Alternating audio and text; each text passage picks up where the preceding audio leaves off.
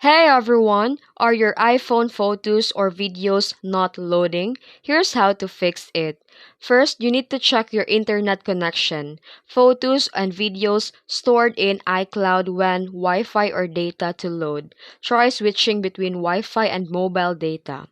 Next, open the settings and select the photos and make sure that your iCloud photos is turned on. Also, check that the optimized iPhone storage isn't preventing full downloads.